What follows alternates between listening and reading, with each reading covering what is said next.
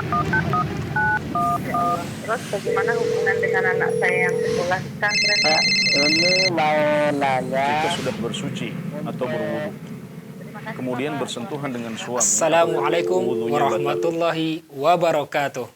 Alhamdulillahirabbil alamin wassalatu wassalamu ala Rasulillah wa ala alihi washabihi wa man walah. Pemirsa Fatwa TV dan pendengar radio, alhamdulillah bersyukur kita kepada Allah Subhanahu wa taala yang mempertemukan kita kembali di acara live interaktif konsultasi Islam fikih ibadah, tepatnya bersama guru kita Ustadz Anas Burhanuddin hafizahullah taala. Salam dan salam semoga selalu tercurahkan kepada Nabi kita yang mulia, Rasul tercinta Nabi Muhammad sallallahu alaihi wasallam, kepada keluarganya, kepada sahabatnya dan pengikutnya dengan baik hingga hari kiamat kelak nanti. Allahumma shalli ala Muhammad wa ala ali Muhammad. Pemirsa Fatwa TV, kita informasikan juga bahwasanya acara live interaktif ini juga dirilai oleh radio anggota TVC, diantaranya radio MD FM Probolinggo, radio Hang FM Batam, radio Amuba Pangkal Pinang, radio Al-Hikmah Banyuwangi, radio Tuah FM Riau, radio Madinah Caruban, dan radio Dai Tengaran.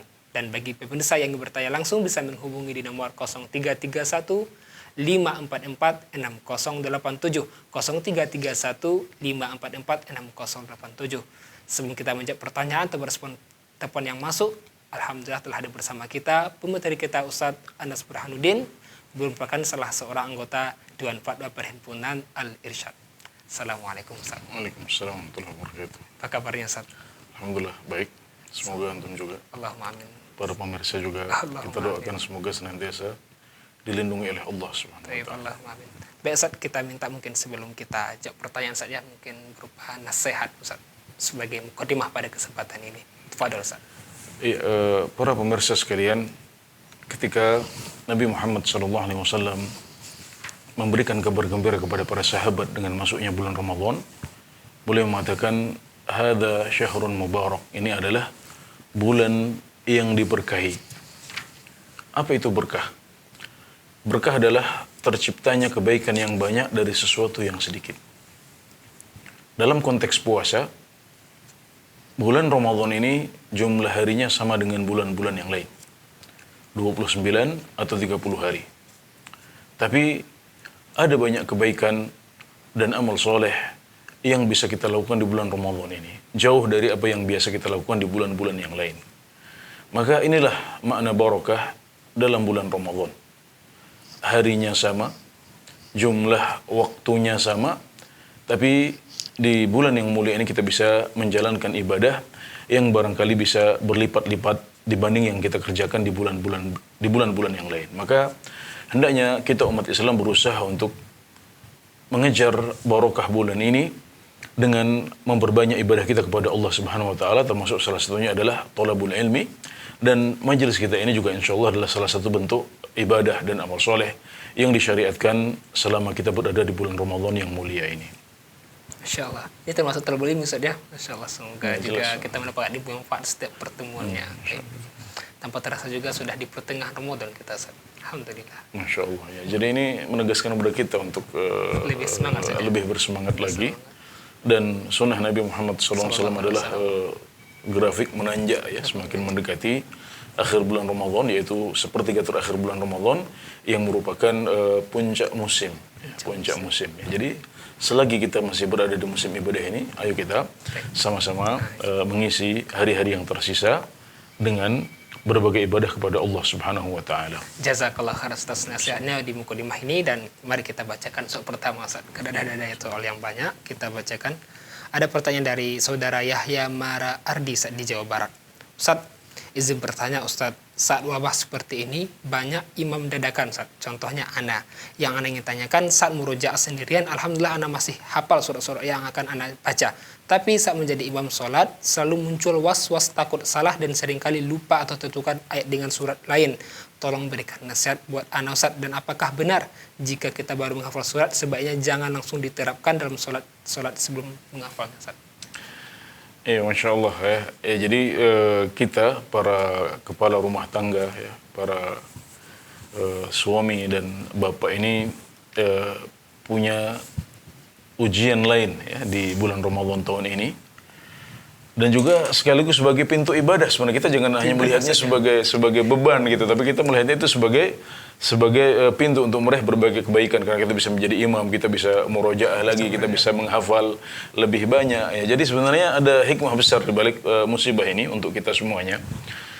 Dan memang itu manusiawi ya, apa yang dikeluhkan tadi ya, kalau sedang baca sendiri kayaknya lancar-lancar saja ya, ketika kita ngimami ternyata posisinya udah berbeda, karena memang nggak sama antara kita membaca sendirian santai, nggak ada yang memperhatikan kita, dengan kalau kita berdiri dalam sholat ya, di belakang kita ada orang-orang yang memperhatikan. Dan ini bukan hanya terjadi pada kita yang orang biasa lah gitu. Jadi para imam Masjidil Haram, terutama imam Masjid Nabawi, itu mereka punya beban yang luar biasa. Itu adalah satu hal yang manusiawi sekali, dan hendaknya ketika kita ingin menjadi imam ya, tipsnya adalah yang pertama kita minta pertolongan kepada Allah Subhanahu wa taala ya, agar dimudahkan. Di antaranya dengan berdoa di akhir salat sebagaimana dicontohkan oleh Nabi Muhammad SAW, Allahumma a'inni ala dzikrika wa syukrika wa husni ibadatik. Ya Allah, tolonglah aku untuk bisa berzikir memujimu, bersyukur kepadamu, dan beribadah dengan baik kepadamu ya. Dan salah satu bentuk ibadah yang baik adalah lancar sholatnya, karena dengan lancar kita bisa nanti tadabbur, bisa khusyuk dengan lebih baik insyaallah ya. Sebaliknya kalau kita putus-putus, seperti dijelaskan oleh para ulama, jadi putus-putus bacaan ini membuat kita terhalang dari khusyuk, dan juga terhalang dari tadabbur. Karena akhirnya sibuk ingat-ingat ini ayat setelah ini apa, yang ini yang salah, ini yang benar apa gitu. Jadi akhirnya maksud tadabburnya terhalangi gitu. Jadi kita mintakan kepada Allah agar kita diberikan kemudahan dalam memimpin sholat dan mengimami keluarga kita. Kemudian yang kedua juga kita disunnahkan untuk membaca A'udzubillahi minasyaitonirrajim ya, sebelum kita memulai bacaan kita.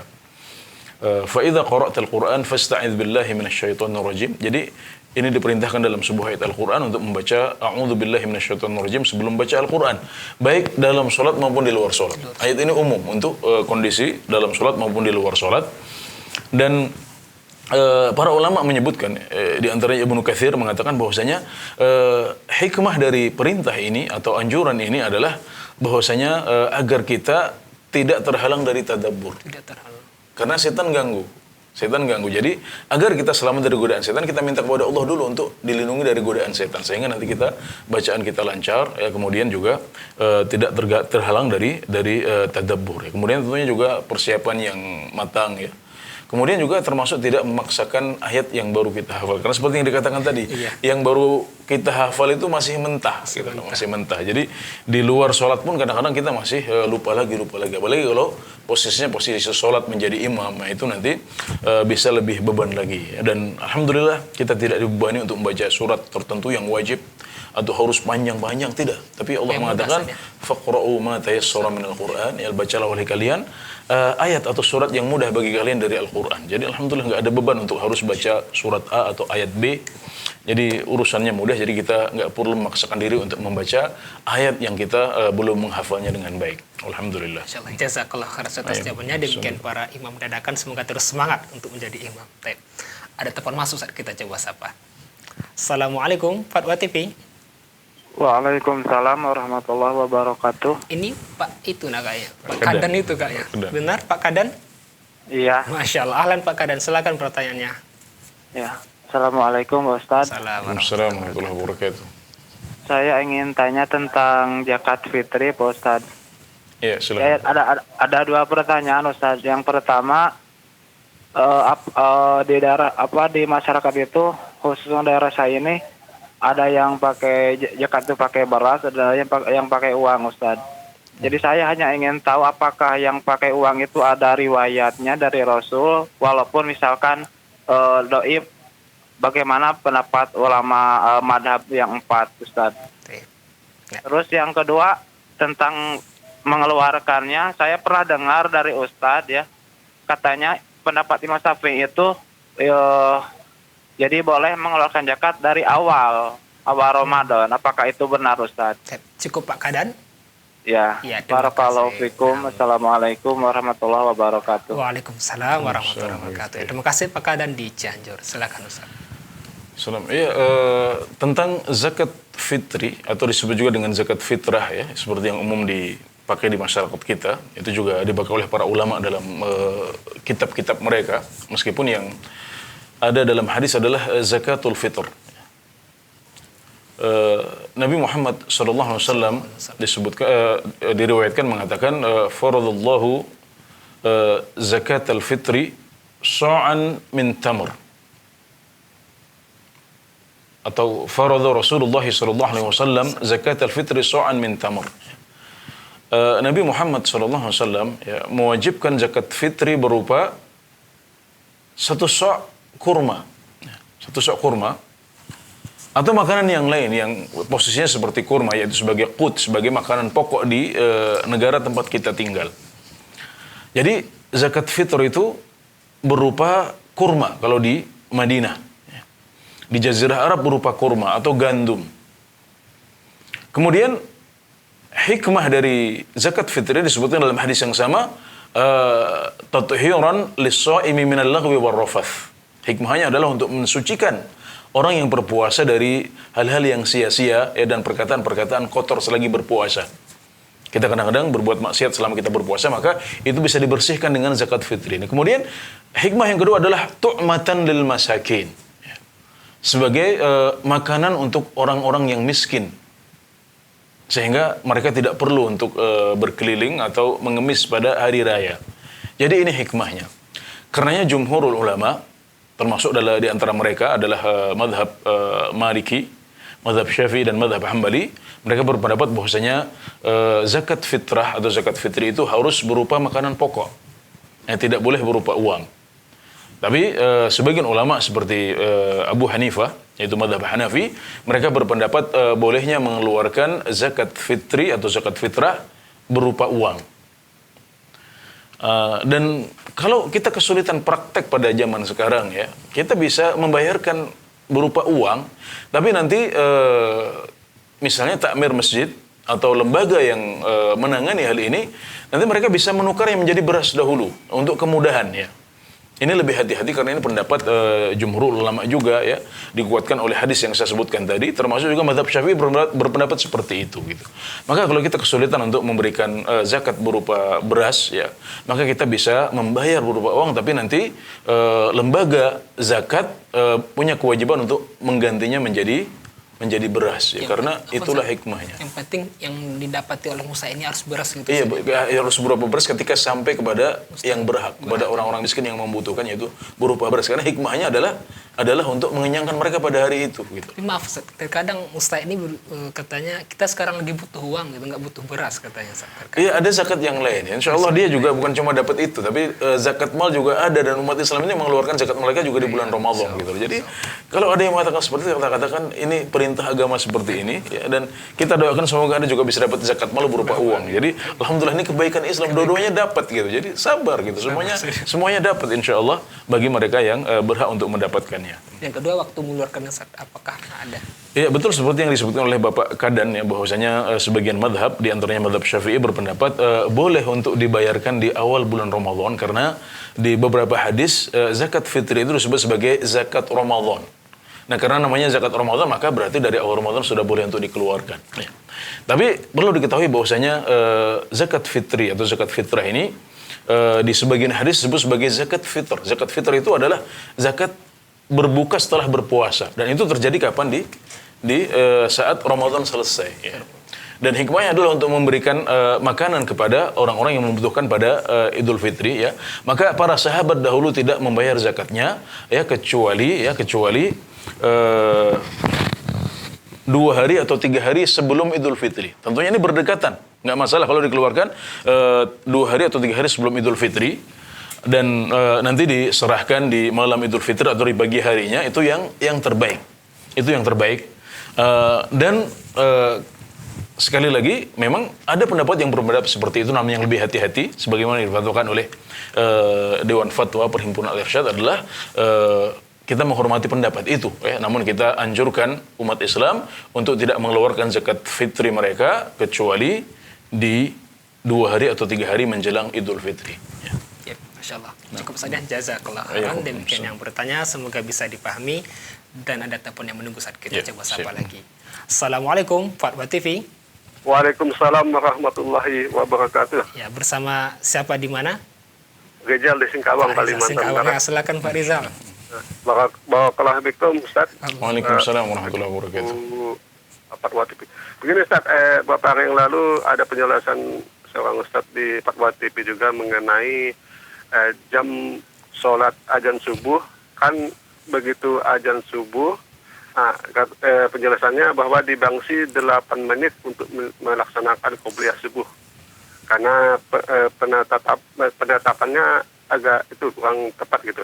Nah, bagaimana jika di tempat kami gitu, begitu azan subuh langsung melaksanakan qobliyah subuh itu Ustaz? Karena kan tidak takmir masjid kan kurang paham gitu Ustaz. Atau juga kita lagi sholat di rumah gitu, apakah begitu selesai azan subuh kita langsung melaksanakan qobliyah subuh itu bagaimana kedudukannya gitu Ustaz? Cukup Bapak? Ya, cukup sekon jeda kelahiran. Assalamualaikum warahmatullahi wabarakatuh. Waalaikumsalam warahmatullahi wabarakatuh. Silakan Ustaz. Iya, yang disampaikan oleh salah satu ustadz kami adalah bentuk kehati-hatian, ya, bentuk kehati-hatian. Karena ada kontroversi, ada sebagian ustadz kita atau sebagian peneliti yang melihat bahwasanya waktu subuh di Indonesia agak maju, ya, agak maju. Ini adalah hasil penelitian sebagian ustadz atau sebagian peneliti, ya, dan ada juga perbedaan sikap dalam menyikapi hasil penelitian ini. Intinya ini adalah sesuatu yang masih kontroversial. Kami di Dewan Fatwa Perhimpunan Al-Irsyad juga pernah membahasnya, namun belum berhasil mengeluarkan sebuah produk fatwa yang disepakati. Masih ada banyak tarik ulur, ya. Ada banyak tarik ulur, ya, dan karena ketentuan tentang masuknya waktu subuh di Indonesia itu juga tidak asal diputuskan, ya, tapi juga berdasarkan upaya-upaya, ya, langkah-langkah yang ilmiah yang dilakukan oleh pemerintah Indonesia melalui Kemenak, ya, untuk kemudian akhirnya dibuat jadwal sholat di Indonesia. Setiap kota ada jadwalnya. Ini tidak sembarangan diputuskan, tapi berdasarkan tahapan-tahapan yang panjang untuk sampai pada tingkat itu, ya. Maka hukum asalnya adalah bahwasanya ketika azan subuh dikumandangkan sesuai dengan waktunya, maka berarti waktu subuh sudah masuk. Itu hukum asalnya. Nah, kita tidak boleh keluar dari hukum asal ini kecuali kalau ada penelitian yang kuat, yang valid, atau kesepakatan para ustadz semuanya bahwasanya hasil penelitian yang pertama atau keputusan pemerintah itu salah. Nah, jadi kita baru bisa menghapuskan hasil atau konsekuensi dari keputusan pemerintah kalau memang kita berhasil melakukan penelitian yang lebih kuat dan valid. Dan ini yang belum ada saya lihat. Ini yang masih butuh penelitian lebih lanjut lagi. Maka kalau yang dimaksudkan adalah bentuk kehati-hatian, ingin keselamatan diri, ya.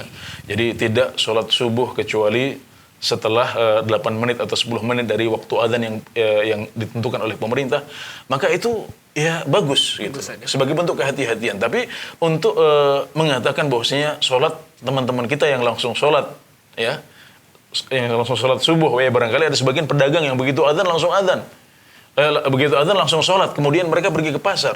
Kita nggak bisa hukumi sholat mereka tidak sah. Kenapa? Karena sholat mereka berdasarkan ijtihad pemerintah. Bahkan resmi diputuskan oleh pemerintah seperti itu. Jadi kita boleh untuk mengambil sikap hati-hati, silahkan, ya. Kemudian jangan kita berlebihan kemudian mengatakan sholat orang tidak sah. Ini yang tercela, ini nggak boleh sama sekali seperti itu. Adapun yang ditanyakan Bapak tadi untuk qobliyah subuh, ya, qobliyah subuh, kalau memang di masjid kita, ya, di masjid kita misalnya, ya, adzannya sesuai dengan dilakukan oleh pemerintah, maka saya berharap tidak masalah kita langsung qobliyah subuh langsung setelah itu. Ya, karena masalah sholat sunnah ini lebih fleksibel lah hukumnya, tidak seketat masalah sholat wajib. Yang perlu kita perhatikan untuk lebih hati-hati itu adalah sholat wajib. Sholat wajibnya itu yang harus on time. Jadi artinya nggak boleh kita melakukannya sebelum waktunya, ya. Tapi kalau kita melaksanakan qobliyah subuh kemudian ternyata jatuhnya misalnya seandainya waktu itu memang betul belum masuk waktu subuh misalnya, tetap Anda mendapatkan pahala sholat sunnah, alhamdulillah. Itu kalau kita berbicara tentang sholat qobliyah subuhnya. Dan kalau kita berbicara tentang sholat yang wajib, ya kalau kita sudah qobliyah subuh dulu, ya 5 menit, kemudian menunggu, saya lihat di banyak masjid di Indonesia, itu ada jeda 10 menit kira-kira, ya, sampai dikumandangkannya iqamat. Maka insya Allah ketika kita sholat subuh itu yakin bahwasanya sholat subuh sudah masuk. Jadi untuk sholat fardunya nggak ada masalah insya Allah. Ya, adapun kalau sholat sunnah, ya kalau memang kondisi masjid kita, misalnya waktu menunggunya tidak panjang, kalau kita kemudian melaksanakan qobliyah subuh setelah adzan dikumandangkan langsung, maka saya berharap insya Allah itu tidak masalah. Ya, sekali lagi ya, ini penelitian ini masih belum meyakinkan, ya belum meyakinkan dan masih butuh penguatan. Ya. Dan kita tidak keluar dari hukum pertama yang telah diputuskan dan merupakan ijtihad waliul amr dan pemerintah kita di Indonesia. Nah, jadi seperti itu saya kira Bapak di Singkawang ya.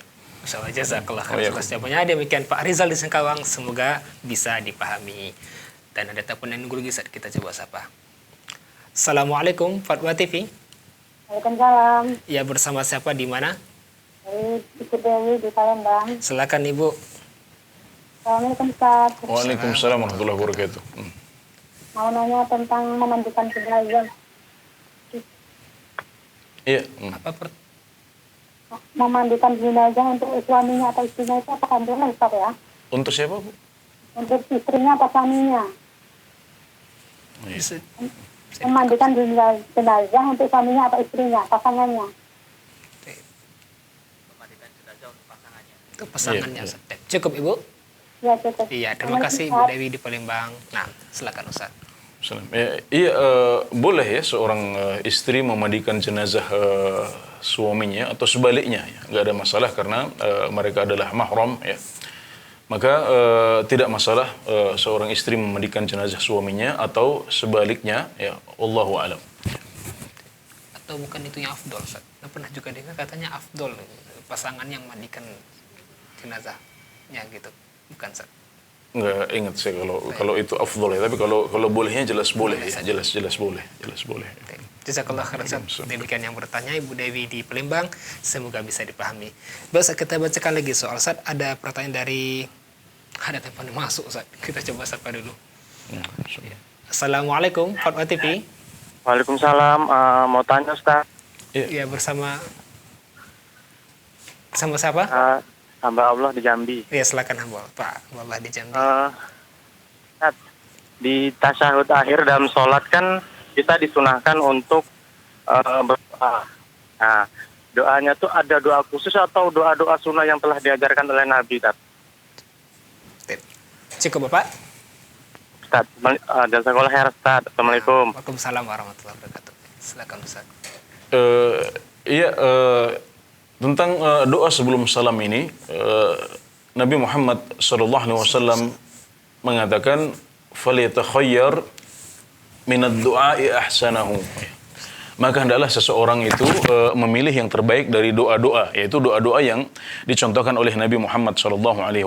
Ya, jadi yang terbaik saat kita berdoa sebelum salam adalah kita memilih doa yang dicontohkan dari Rasulullah SAW. Ya, itu yang terbaik. Karena anjuran tadi itu, hendaklah kita memilih di antara doa-doa yang dicontohkan oleh Rasulullah SAW. Ya. Demikian, Allahu a'lam. Jazakallah khairan atas jawabannya. Demikian yang bertanya, semoga bisa dipahami. Biasa kita bacakan soal yang tadi. Ada pertanyaan dari Nurul Ardianto di Jawa Tengah. Ustaz, berkaitan dengan hukum sholat tarawih dengan dikomandoi satu imam di masjid dengan speaker masjid. Terus jemaah yang mengikuti dari rumahnya Ustaz. Masing-masing itu gimana Ustaz? Oke, ini model sholat yang dipraktikkan ya di musim COVID ini ya, beberapa bulan terakhir ini, dan di bulan Ramadan akhirnya ada yang inisiatif untuk membuat model sholat seperti itu ya. Jadi ada imamnya di masjid, kemudian yang lain sholat di rumah masing-masing. Ya. Oke, pertama kita harus ketahui bahwasanya sholat jamaah itu artinya adalah dari kata ijtima' ya. Sholat dengan berkumpul bersama-sama. Itu arti dari jamaah. Jadi jamaah itu konsekuensinya adalah lebih dari satu orang. Tidak sholat sendiri, ya kemudian juga sholatnya bersama-sama di satu tempat. Makanya sholat jamaah yang dilakukan pada zaman Nabi Muhammad SAW adalah sholat jamaah yang dilakukan di satu tempat yang sama. Nah, jadi itulah yang disebut sebagai sholat jamaah. Disyaratkan harus dilakukan di tempat yang sama. Yang para ulama mengatakan sholat jamaah itu harus dilakukan di masjid yang sama. Di masjid yang sama artinya misalnya imamnya di lantai 1, makmumnya di lantai yang sama. Atau imamnya di lantai 1, makmumnya di lantai 2, lantai 3, tapi masih dalam satu masjid yang sama. Itu satu, jelas. Itu disebut sebagai jamaah. Kemudian yang kedua, kalau ada tempat selain masjid, ya disyaratkan itu safnya harus nyambung. Di Masjidil Haram, di Masjid Nabawi, ya kadang-kadang karena banyaknya jamaah di sana, akhirnya orang-orang sholat di toko-toko sekitar Masjid Nabawi, di hotel-hotel sekitar Masjidil Haram. Nah ini mendapatkan hukum jamaah kalau seandainya safnya nyambung. Jadi syaratnya harus nyambung safnya. Tidak putus. Nah, adapun model sholat jamaah yang ditanyakan dalam pertanyaan tadi, ini tidak memenuhi dua kriteria ini. Di masjid enggak, nah, kemudian nyambung dengan shaf ketika di luar masjid juga enggak. Jadi masing-masing di rumah cuma mendengar suara.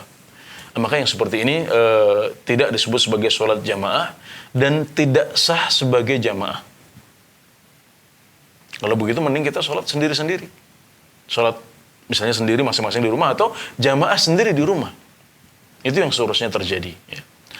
Sebagian ulama memfatwakan boleh kalau nempel dengan bangunan masjid. Orang yang di belakang masjid langsung, jadi ada jamaah masjid di situ, kemudian kita di belakang tembok, ya hanya terpisah oleh tembok, kita bisa mendengar suaranya, itu boleh.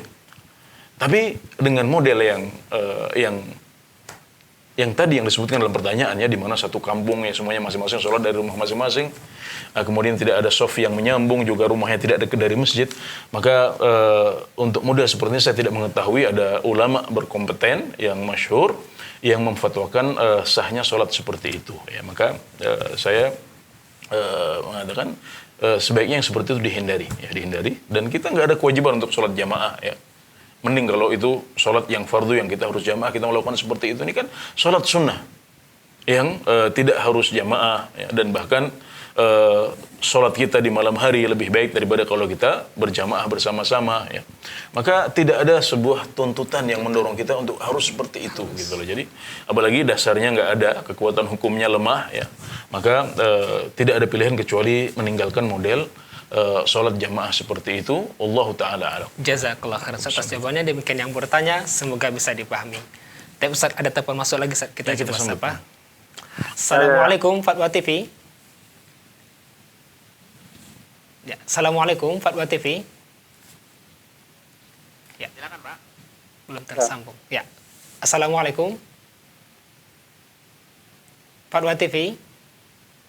Ya, tersambung, Ustaz. Terputus sepertinya. Kita bacakan saja soalnya.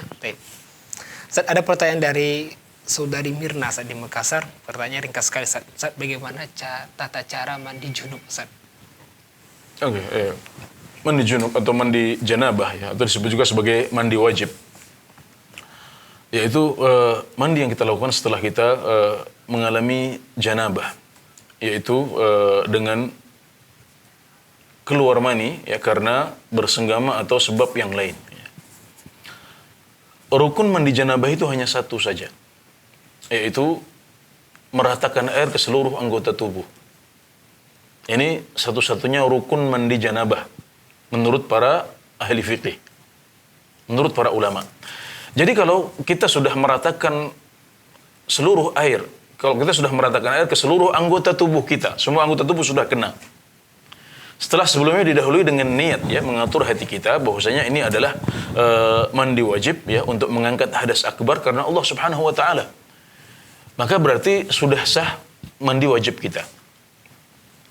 Jadi kalau kita misalnya, ya, nyebur ke kolam atau berenang di sungai atau di laut dengan niat untuk mengangkat hadas akbar tanpa ngapa-ngapain, sudah nyebur ke laut, sudah kita naik dari kolam atau dari sungai, dari laut, kita sudah suci.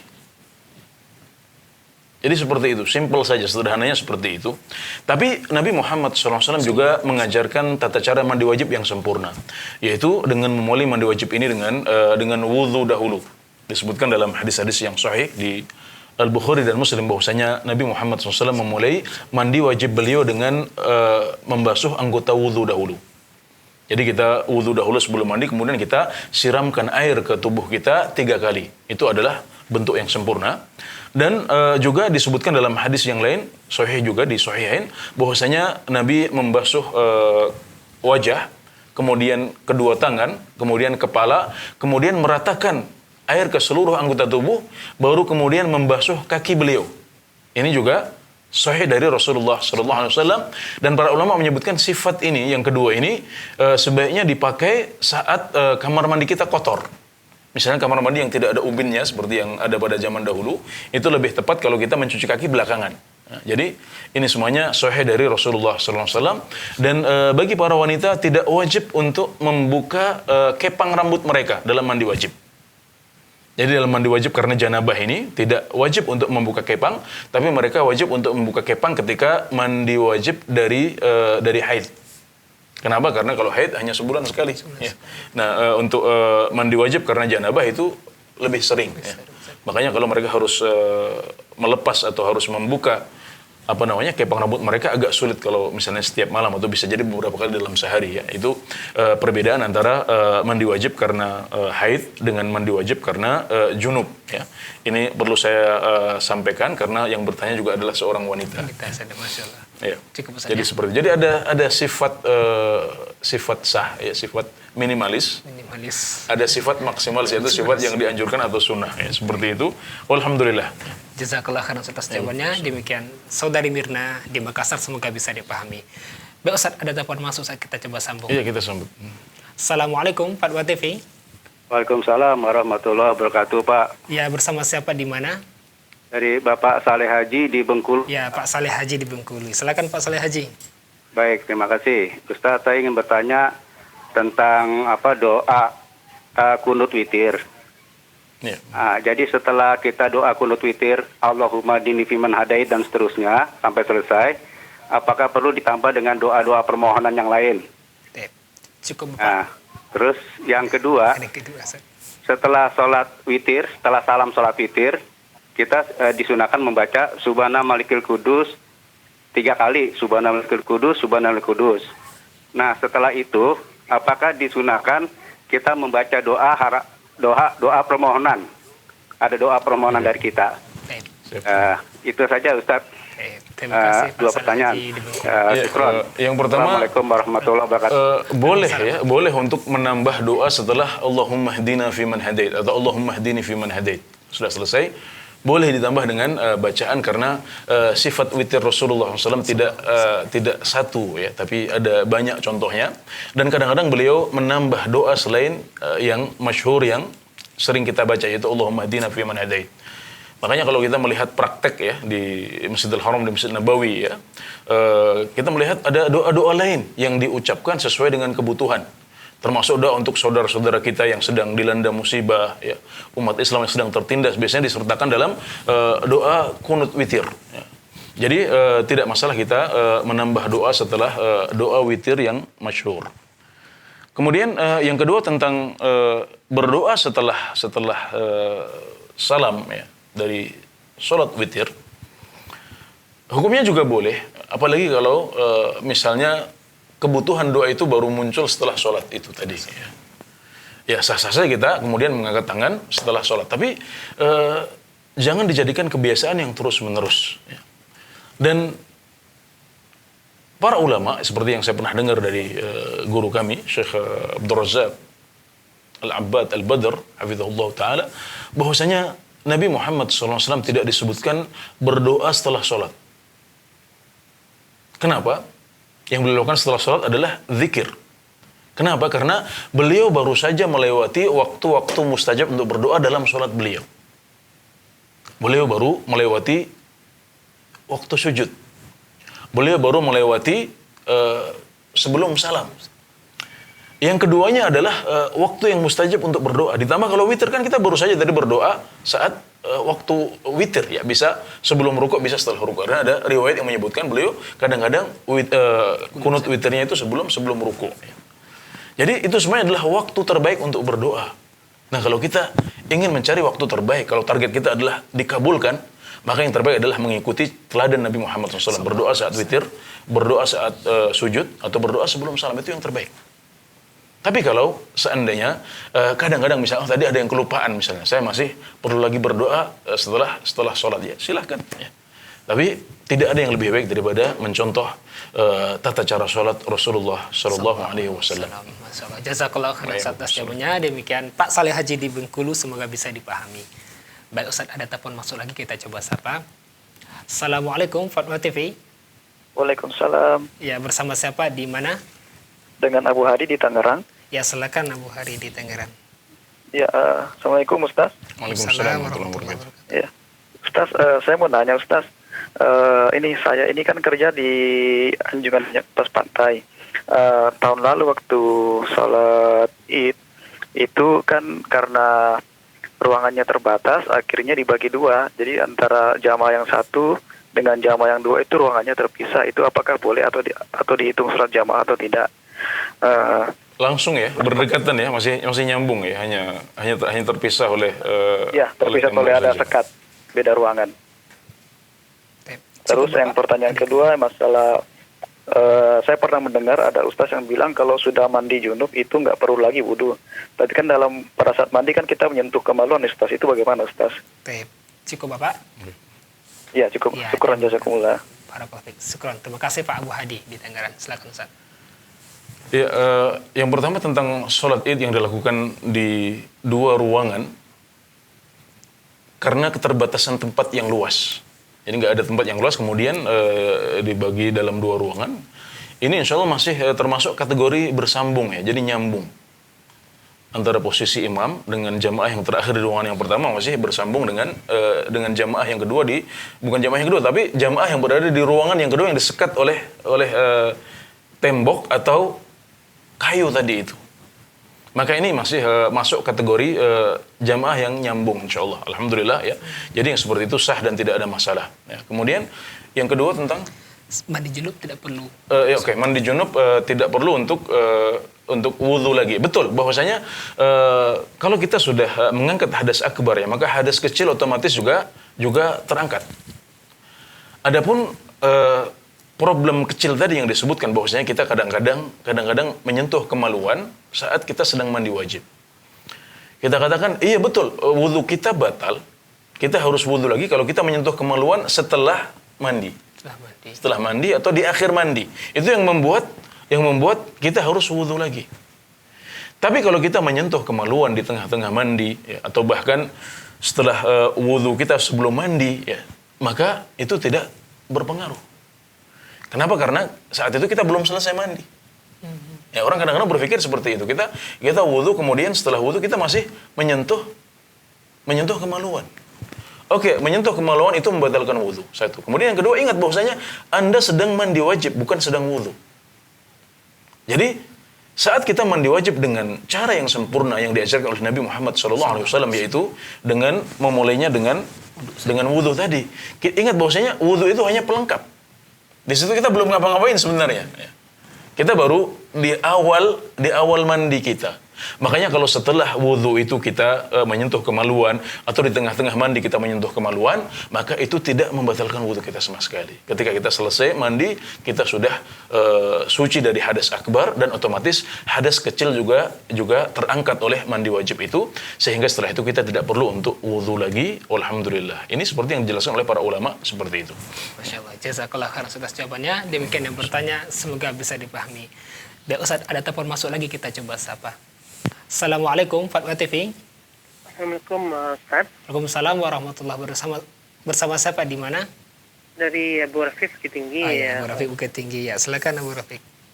Assalamualaikum Ustaz. Mau nanya ini Ustaz, misalnya kita pas lagi mau sholat Isya berjamaah gitu Ustaz sama anak-anak, tapi pas azan, setelah selesai azan itu anak-anak tuh kadang-kadang masih pada main-main gitu, masih lari-larian gitu kan. Jadi pas kita mau sholatnya itu tertunda gitu Ustaz, sekitar agak 20 menit atau 30 menit dari setelah azan itu apa termasuk kita dalam hal melalaikan sholat Ustadz atau gimana Ustadz? Itu satu. Terus yang kedua, boleh nggak pas kita sholat malam atau sholat tahajud sendiri bacanya dikerasin dikit gitu Ustadz? Nggak sir gitu, tapi suaranya agak kencang dikit Ustadz, tapi nggak terlalu keras juga. Itu aja Ustadz. Terima kasih Abu Rafif di Bukit Tinggi. Silakan Ustadz. Ya, yang pertama tentang memulai tarawih kira-kira 20 menit setelah sholat isya ya. Apakah disebut melalaikan sholat apa enggak? Jawabannya tidak. Tidak disebut melalaikan sholat karena sholat tarawih ini hukumnya sunnah. Bukannya ini sholat jamaah isya maksudnya Ustaz. Oh, jamaah isya? Jamaah isya. Bereskan dulu. Iya, Bereskan anak-anaknya lagi bermain, apakah termasuk menunda karena menunda anak-anak tersebut? Tidak disebut melalaikan juga karena waktu isya itu agak longgar sebenarnya. Dan Nabi Muhammad SAW ya, itu beliau kadang-kadang menyegerakan isya kalau jamaah sudah kumpul. Dan agak mengakhirkannya kalau melihat jamaahnya juga agak santai. Itu teladan Rasulullah SAW. Maka beliau cenderung agak mengakhirkannya ke sholat isya itu. Jadi tidak ada melalaikan sholat dalam hal itu. Bahkan kalau sebabnya adalah karena ingin merapikan dulu agar anak-anak nggak ganggu misalnya ya, di masing-masing ditempatkan di samping orang tuanya misalnya, karena anak-anak ini kalau kita biarkan ngumpul di satu tempat itu sudah otomatis mereka pasti ramai dan mengganggu gitu. Jadi yang terbaik adalah masing-masing anak ditempatkan di samping orang tuanya agar orang tuanya bisa ngontrol, dan anak-anak biasanya takut sama bapaknya, takut sama kakaknya ya. Bahkan nasihat saya, nggak usah bawa anak-anak ke masjid kalau kita nggak bisa mengontrol mereka. Kasihan jamaah. Kasihan, itu hanya akan mengganggu kekhusyuan jamaah saja. Sementara mereka belum wajib untuk sholat, ngapain? Ya. Jadi kalau sebabnya adalah untuk merapikan, ya maka ini menegaskan bahwasanya itu mengakhirkan sholat 10 menit atau 20 menit setelah adzan, ya, itu tidak disebut sebagai melalaikan sholat, walhamdulillah. Ya. Yang kedua Ustaz, sholat tahajud dengan jahar. Ya, kemudian tahajud dengan jahar ketika sholat sendiri maksudnya ya, ketika sholat sendirian. Ya, ini pernah kita jawab di pekan kemarin juga, saya ulangi secara ringkas ya. Nabi Muhammad SAW ketika sholat malam sendirian, beliau kadang-kadang mengeraskan, kadang-kadang memelankan. Itu diriwayatkan dari Aisyah radhiyallahu anha. Hadis riwayat Al-Bukhari dan Muslim. Beliau mengatakan, rubbama jahara wa rubbama asar. Dalam salat malam beliau kadang-kadang mengeraskan, kadang-kadang memelankannya. Kemudian disebutkan dalam hadis yang lain riwayat Hudzaifah bin Yaman bahwasanya Nabi Muhammad SAW mengeraskan bacaan beliau. Maka dari dua riwayat ini serta riwayat yang lain para ulama menyebutkan bahwasanya kita boleh mengeraskan bacaan salat dan juga boleh mengeraskan bacaan salat malam kita meskipun kita salat sendiri. Jadi silahkan pilih. Semuanya dicontohkan oleh Rasulullah SAW. Tapi ada beberapa hal yang perlu kita tambahkan dalam pertimbangan kita, yaitu kondisi di sekitar kita. Apakah kalau kita mengangkat suara kita akan mengganggu orang yang sedang tidur? Apakah kita akan mengganggu saudara kita yang sedang iktikaf dan dia tidak sholat sementara dia sedang baca Al-Quran butuh khusyuk? Itu yang harus kita pertimbangkan. Jadi intinya mengeraskan bacaan atau memelankannya itu pilihan, ya. Tapi yang perlu kita tambahkan dalam bacaan kita adalah yang perlu kita tambahkan dalam pemilihan apa yang akan kita pilih adalah memperhatikan kondisi sekitar. Jangan sampai kita dengan mengeraskan bacaan kita nanti mengganggu. Kemudian ditambahkan juga dasar pilihannya adalah mana yang lebih khusyuk untuk kita. Kalau kita lebih khusyuk dengan bacaan pelan, lakukan itu. Kalau kita lebih khusyuk dengan sedikit mengeraskan bacaan, lakukan itu. Dan semuanya ada contohnya dari Rasulullah Sallallahu Alaihi Wasallam. Jazakallah khairan atas jawabannya. Demikian yang bertanya Abu Rafif di Bukit Tinggi, semoga bisa dipahami. Baik Ustaz, ada telepon masuk lagi, kita coba sapa. Assalamualaikum Fatwa TV. Assalamualaikum Fatwa TV. Ya, Waalaikumsalam warahmatullah. Bersama Bapak siapa di mana? Hardiman Bulukumba. Silakan Pak Hardiman. Assalamualaikum Ustaz. Waalaikumsalam warahmatullahi wabarakatuh. Ya, saya mau bertanya satu Ustaz, masalah zakat fitrah. Apakah boleh disalurkan langsung ke fakir miskin? Kemudian langsung tanpa melalui masjid atau atau forum-forum yang menyalurkan lazis atau apa? Apakah boleh langsung? Kemudian yang kedua, kalau umpamanya ditahu si fakir miskin tersebut sudah ada yang beri, apakah boleh didobol kita kasih juga Nah, itu yang kedua Ustaz. Cukup Yang Bapak. ketiga Ustaz, Yang ketiga Ustaz, Masya Allah. terkait dengan YouTube yang beredar ini Ustaz, bahwa ada kejadian itu yang 15 Ramadan itu yang lagi viral sekarang, hadis Nabi, apakah sahih hadisnya atau palsu? Itu aja Ustaz. Terima kasih Pak Hardiman di Pelukun, Pak. Nah, silakan Ustaz. Oke, yang pertama tentang Zakat fitrah langsung. zakat fitrah langsung. Ya. Tidak masalah kita membayar zakat fitrah langsung kepada orang-orang yang berhak untuk mendapatkannya. Bahkan para ulama mengatakan itu lebih baik karena kita bisa yakin dan memastikan bahwasanya zakat kita sampai kepada orang yang berhak untuk mendapatkannya. Dan nggak masalah juga seorang yang miskin mendapatkan jatah double. Nggak ada masalah karena memang tidak ada pembatasan seorang miskin itu maksimal dapatnya berapa, itu nggak ada batasan. Jadi yang penting kita bisa mewujudkan hikmah bahwasanya umat Islam semuanya hari itu kenyang. Umat Islam semuanya hari itu nggak ada yang keluar untuk ngemis-ngemis. Itu yang menjadi patokan kita adalah seperti itu. Jadi nggak ada batasan maksimalnya. Ya. Tapi ini juga bisa kita lihat sebagai sisi positif kalau disalurkan oleh masjid misalnya, karena nanti akan ada pemerataan.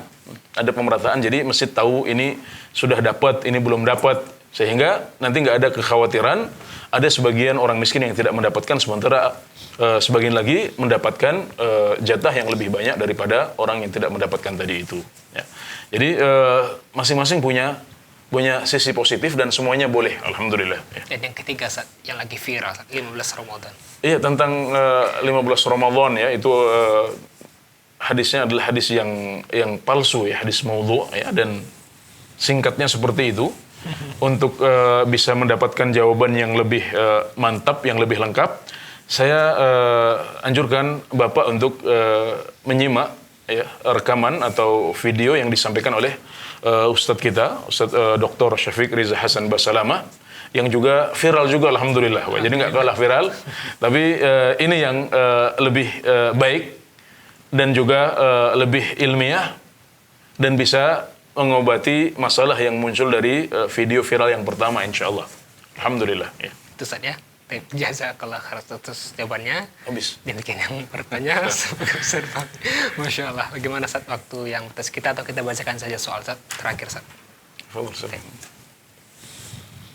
Ada penelpon katanya Ustaz. Kita angkat saja, kita coba. Ya. Assalamualaikum Fatwa TV. Ya, bersama siapa di mana? Saya Haji Habib Kalimantan Selatan.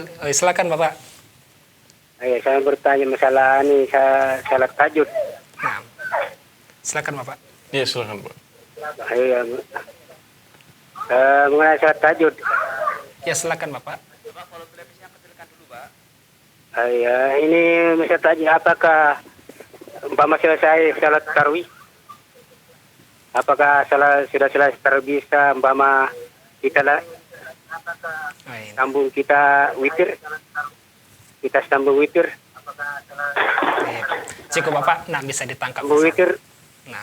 Iya. Ya, terima kasih Pak Anjal di Sulawesi Selatan. Baru kita, kalau mau kita salat malam untuk umpama tahajud, bisakah? Iya.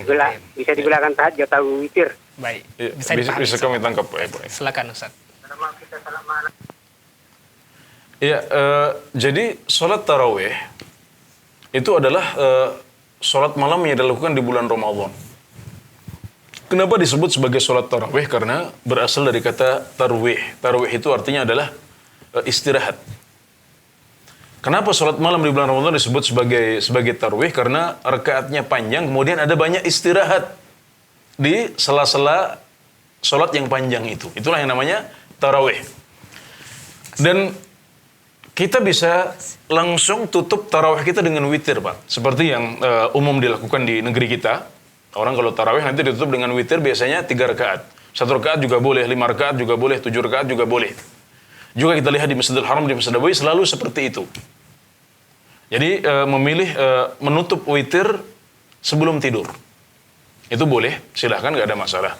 Nah kalau nanti kita yakin kita bisa bangun malam, ya, maka yang terbaik adalah kita kita mengakhirkan witir kita di akhir malam. Itu yang terbaik.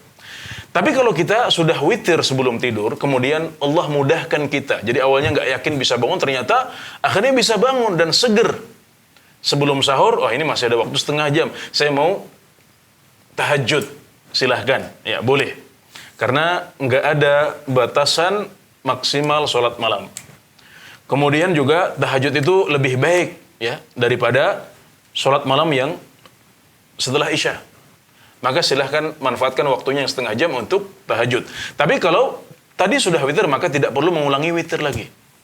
Jadi cukup kita sholat 2 rakaat atau 4 rakaat atau 6 rakaat, kemudian setelah itu sahur dan kita sholat subuh setelah itu. Karena Nabi Muhammad melarang 2 witir dalam satu malam. Jadi cukup witirnya 1 saja.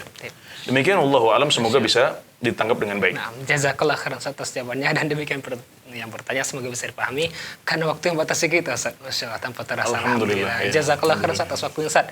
Semoga pekan depan bisa kita bertemu lagi, Ustaz. Ya. Insyaallah. Terima kasih pemirsa semuanya. Syukran jazakumullah khairan atas kibar sama Anda semua. Terus saksikan, dan untuk web dewanfatwa.com terus kunjungi untuk mendapatkan informasi kegiatan Dewan Fatwa dan Fatwa TV. Kita tutup dengan baca doa kafaratul majlis. Subhanakallah bihamdika asyhadu an la ilaha illa anta astaghfiruka wa atubu ilaika. Assalamualaikum warahmatullahi wabarakatuh. Terus bagaimana hubungan dengan anak saya yang sekolah di pesantren? Ini mau nanya. Jika sudah bersuci atau berwudu, kemudian bersentuhan dengan suami, apakah wudunya batal?